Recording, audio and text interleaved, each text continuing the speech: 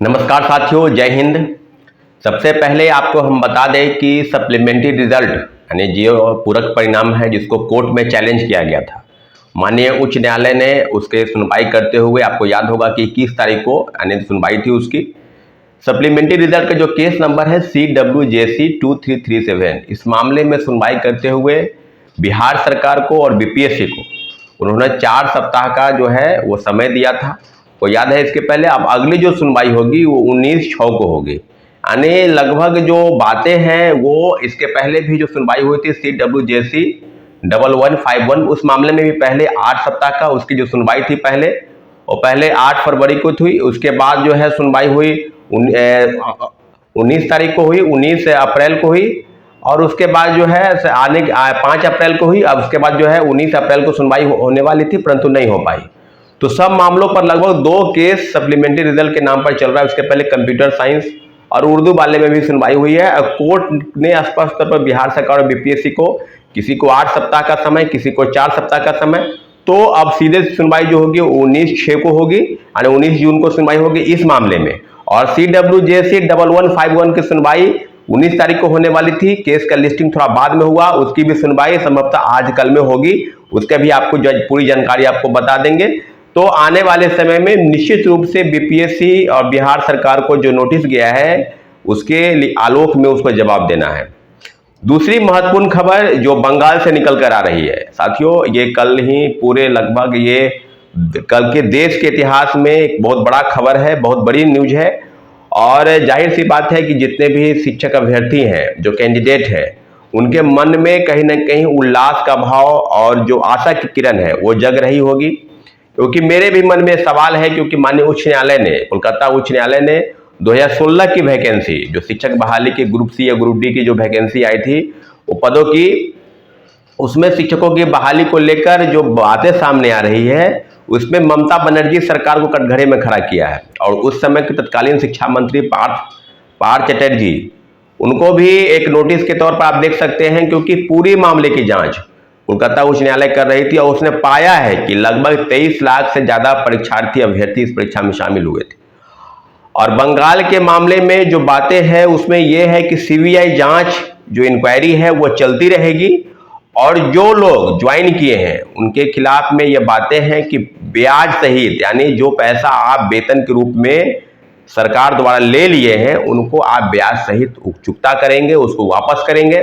कहने का मतलब है कि लगभग 8 वर्षों के बाद सुनवाई हुई है। 8 वर्षों तक ये मामला चल रहा था, और जिस प्रकार से घोटाले के आरोप बंगाल में ममता बनर्जी सरकार पर लगे, उस बात से अब पुष्टि हो गई है कि जो पैसे का लेन देन हुआ 5 लाख से 8 लाख, 8 लाख से 10 लाख, 15 लाख, जो भी पैसे का लेन देन हुआ, सारे पैसे को लेन देन के लेकर और लोगों को, शिक्षकों की बहाली की गई बंगाल में। हूबहू उसी प्रकार से जो आप तो ये कह सकते हैं कि बंगाल तो एक ट्रेलर है, तो असली पिक्चर जो है वो क्या बिहार में दोहराई जाएगी, क्या इस प्रदेश में दोहराई जाएगी? क्या इस प्रदेश में घोटाला लेकर या घोटाले कर आप शिक्षक बहाली में घोटाला नहीं कह सकते हैं कि बड़े पैमाने पर आज भी कटिहार में 15 कंप्यूटर शिक्षक पकड़ाए हैं, जहां से उनके पास फर्जी प्रमाण पत्र हैं और ज्वाइनिंग के उनको बताया गया है कि इनके पास ये अमुक अमुक प्रमाण पत्र नहीं है, फिर भी उनको ज्वाइन कराया गया।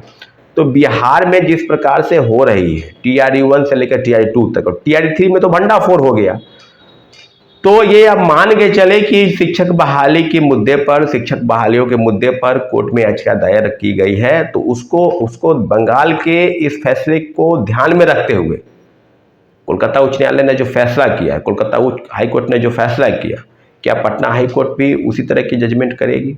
क्योंकि जो बहाली प्रक्रिया है, जो सरकार कह रही है कि 3 महीने में 2 लाख लोगों को नौकरी, उसमें से भी 28,800 नियोजित शिक्षक पहले फेज में और दूसरे फेज में 11,700, वो उनका आंकड़ा है। हम लोगों का आंकड़ा है कि लगभग दोनों फेज मिलाकर 55,000 से 60,000 नियोजित शिक्षक वो TRE 1 और TRE 2 दोनों मिलाकर पास कर गए।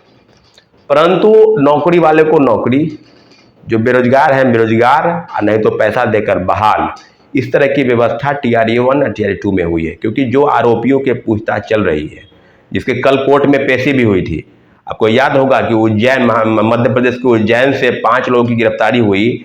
5 लोग हजारीबाग के चाक क्षेत्र थाना क्षेत्र से, जहां से 270 लोग गिरफ्तारी हुई, वहां से वो भाग निकले थे। और मुख्य सरगना बताए जाते हैं। तो विशाल चौरसिया हो या विजेंद्र गुप्ता हो या कौन लोग हैं, सभी लोगों पर जांच चल रही है और आर्थिक अपराध इकाई ने कोर्ट में ट्रांजिट रिमांड के रूप में अपने ली है। जो भी उनका बयान होगा कि कौन कौन लोग शामिल हैं, ऊपर के लोग हैं, नीचे के लोग हैं, परंतु बीपीएससी के पूर्व चेयरमैन अतुल प्रसाद की जांच होनी चाहिए, क्योंकि आपके रहते हुए ही सारे मामले TRE-1 TRE-2 हुआ, क्योंकि बिना आपके सिग्नेचर के उस ब्लैकलिस्टेड कंपनी को ठेका दिया गया। क्या आपको पता नहीं था? या आपको पता था तो कैसे किसी के पास पेन ड्राइव में क्वेश्चन पेपर चला गया, बिना QR कोड लगे हुए उन लोगों के पास चला गया? तो वो और लिंक जो है इंटर स्टेट लिंक है। मैं कह रहा हूं ना कि लगभग 10 राज्यों के जो शिक्षा माफिया है, सरगना है, उनकी मिली भगत ये शिक्षक बहाली प्रक्रिया में थी। और सारे मामलों पर सरकार संज्ञान कैसे ले रही है? सरकार संज्ञान लेना नहीं चाहती है और लगातार प्रोटेस्ट चला। TRE-1 से लेकर TRE-2 तक जो फर्जीवाड़ा हुआ, उस माननीय उच्च न्यायालय ने सप्लीमेंट्री रिजल्ट के नाम पर जो याचिका दायर है और पर कोलकाता उच्च न्यायालय के आलोक में जो फैसले आए हैं, परीक्षाएं जो बहाली है उसको रद्द की गई है। तो बिहार सरकार को भी उसी प्रकार से करने पर हम लोग बाध्य करेंगे और माननीय उच्च न्यायालय में याचिका दायर होगी, जरूर होगी, निश्चित रूप से होगी। तो आने वाले समय में सारे मामलों पर TRE-1 TRE-2 और TRE-3 में जो भंडाफोड़ हुआ, सब मामलों पर बिल्कुल तहकीकात करनी है। बंगाल की तरह बिहार में भी वो चीज़ दोहराई जाएगी। वो तो एक झांकी है, अभी पूरा बिहार बाकी है। और बिहार में शिक्षक बहाली बिल्कुल भ्रष्टाचारियों के भेंट चढ़ गई, पैसे लेकर लोग बहाल हो गए, बड़े पैमाने पर घोटाला हुआ और मेरिट वाले लोग दर दर की ठोकरें खाने पर मजबूर है। साथियों, हम लोग प्रयास करेंगे, निश्चित रूप से प्रयास करेंगे।